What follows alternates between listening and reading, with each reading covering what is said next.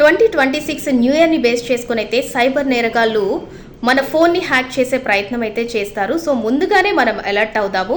వాట్సాప్లో ఎలాంటి APK file వచ్చినా లేదంటే వాట్సాప్లో ఎలాంటి న్యూ ఇయర్ విషెస్ వచ్చినా కూడా మీరు ఏపీకే నేమ్ తోటి వచ్చినవి ఏవి కూడా ఓపెన్ చేయొద్దు. కొంతమంది ఏంటి అని అంటే వాట్సాప్లో బై డిఫాల్ట్ వాళ్ళకేంటి అని అంటే ఆటోమేటిక్గా డౌన్లోడ్ అయ్యే ఆప్షన్ ఉంటుంది.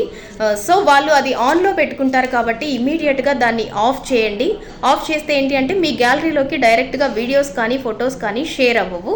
మీ అంతటా మీరు డౌన్లోడ్ చేస్తేనే అవి షేర్ అవుతాయి. అన్నోన్ నెంబర్ నుంచి వచ్చినప్పుడు మీరు ఎలాగో డౌన్లోడ్ చేయరు కాబట్టి సో మీరైతే సైబర్ నేరగాల బారిన పడకుండా అయితే సేఫ్ అయ్యే ఛాన్స్ అయితే ఉంది. వాట్సాప్లో మీరు చేంజ్ చేయాల్సిన 3 సెట్టింగ్స్ ఏంటి అని అంటే మీరు మీ వాట్సాప్ ఓపెన్ చేసి వాట్సాప్ సెట్టింగ్స్లోకి వెళ్ళండి. తర్వాత ప్రైవసీలోకి వెళ్ళి మీకు అంటే గ్రూప్స్లో మిమ్మల్ని ఎవరు యాడ్ చేయాలి, మీ కాంటాక్ట్స్లో ఉన్న వాళ్ళే యాడ్ చేయాలా లేదంటే ఎవరైనా యాడ్ చేయొచ్చా లేదంటే ఎవరు యాడ్ చేయొద్దా అనేది మీకు అక్కడ ఆప్షన్స్ ఉంటాయి. ఎవ్రీవన్, మై కాంటాక్ట్స్, నోబడీ, ఇలా ఆప్షన్స్ ఉంటాయి. కాబట్టి మీకు ఏ ఆప్షన్ కంఫర్ట్ అనిపిస్తే ఆ ఆప్షన్ మీరు చూస్ చేసుకోండి. అలాగే లింక్స్ కూడా మీకు ఎవరు షేర్ చేయాలి, మై కాంటాక్ట్సా, ఎవ్రీవన్నా లేదంటే నోబడీయా, ఎవరు అనేది మీరు అక్కడ ఆప్షన్ అయితే చూస్ చేసుకోండి. ఇక సెకండ్ సెట్టింగ్ వచ్చేసి అన్నోన్ నెంబర్స్ నుంచి ఏదైనా వీడియో కాల్ లేదంటే ఆడియో కాల్ వచ్చినప్పుడు ఆటోమేటిక్గా అది సైలెంట్ మోడ్లోకి వెళ్ళిపోయేటట్టు, అంటే జస్ట్ నోటిఫికేషన్ మాత్రమే మీకు వస్తుంది, మీకు కాల్ వచ్చింది కూడా తెలియదు. సో ఆ ఆప్షన్ని కూడా సెట్ చేసుకోండి. అదెలా అంటే వాట్సాప్ ఓపెన్ చేసి సెట్టింగ్లోకి వెళ్ళి ప్రైవసీలోకి వెళ్ళి అక్కడ కాల్స్ అనే ఆప్షన్ ఉంటుంది.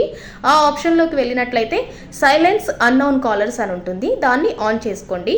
ఇక థర్డ్ సెట్టింగ్ వచ్చి ఇక ఇందాక నేను చెప్పినట్టు ఆటోమేటిక్గా ఫొటోస్, వీడియోస్, డాక్యుమెంట్స్, లింక్స్ ఇవన్నీ కూడా ఆటోమేటిక్గా డౌన్లోడ్ అవ్వకుండా ఉండాలి అని అంటే వాట్సాప్లోకి వెళ్ళి సెట్టింగ్స్లోకి వెళ్ళండి. అక్కడ స్టోరేజ్ అండ్ డేటా అని ఉంటుంది. దాంట్లోకి వెళ్ళినట్టయితే మీడియా ఆటో డౌన్లోడ్ అని ఉంటుంది.